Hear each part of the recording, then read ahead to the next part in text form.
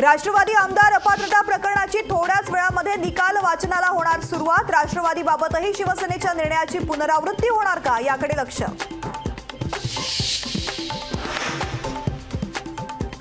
दिल्लीवाले महाराष्ट्राचा द्वेष करतात, आमची लढाई अदृश्य शक्ती विरोधात, सुप्रिया सुळेंचे विधान।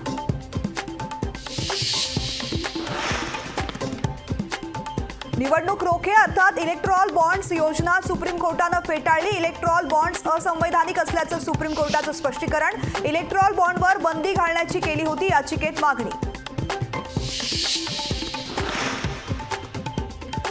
सोनिया गांधी यांची लोकसभा निवडणुकीतून माघार घेतल्यानंतर सोनिया गांधींनी लिहिलं रायबरेलीतील जनतेसाठी भावनिक पत्र।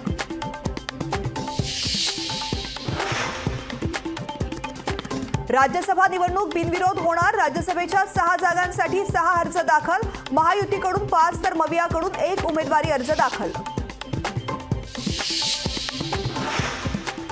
राज्यसभा निवडणुकीमध्ये एका अपक्ष उमेदवाराची एंट्री, समाजसेवक पत्रकार विश्वास जगताप यांनी भरला अर्ज।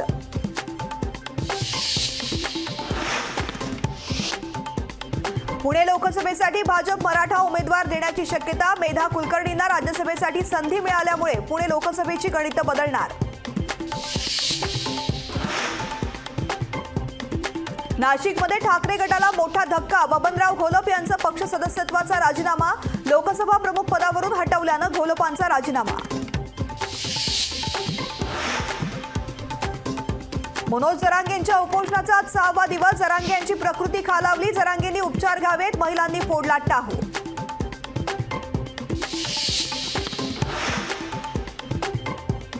अशोकराव चव्हाणांना कंटाळून नारायण राणेंनी पक्ष सोडला। भाजपनं नारायण राणेंना जागा दाखवून दिली। विनायक राऊतांचा नारायण राणेंवर घणाघात।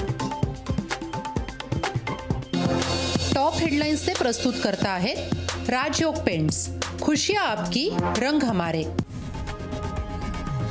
लोकशाही मराठी, ऐका, पहा, जागरूक रहा।